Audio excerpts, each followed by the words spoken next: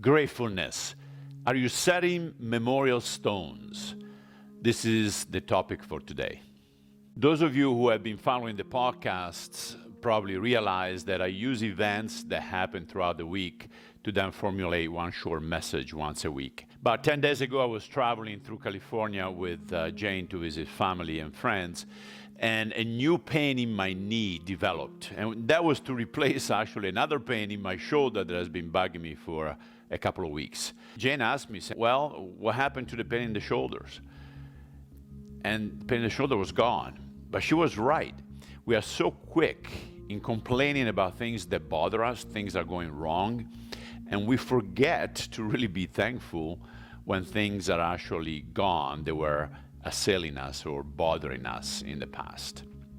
It reminds me of Israel getting out of Egypt toward the promised land.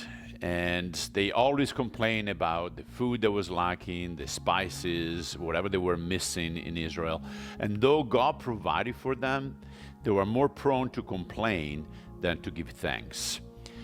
And there is one story in particular that I want to address, and that's when Joshua, who took over once Moses was dead, was close to the promised land. There was only one obstacle in front of him, was the Jordan River that was actually overflowing during that time.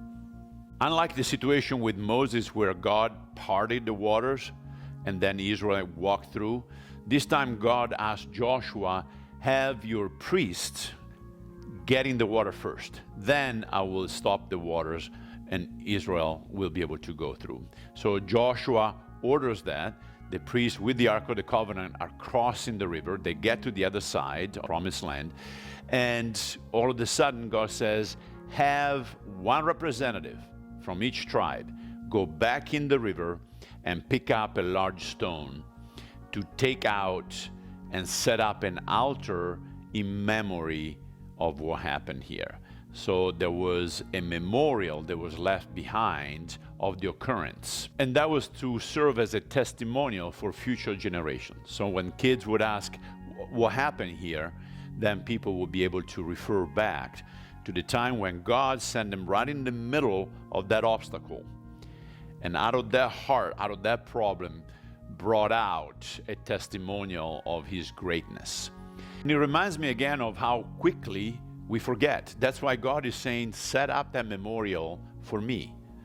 So what do we do ourselves on a daily basis to give thanks to God for the positive occurrences that are happening in our lives? You see, a grateful heart is a content heart because it doesn't wish or it doesn't complain for things that does not have. And let's face it, grateful people, thankful people are actually attractive. You know, we often have our own problems, and when you're hearing somebody else complaining about their own and going on and on and on, it's actually heavy. It drags us down.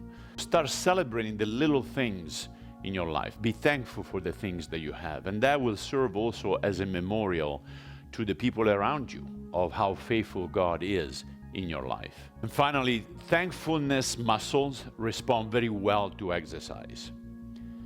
The more you're exercising, the stronger they get. So start exercising them today. What is the memorial that you have built this week?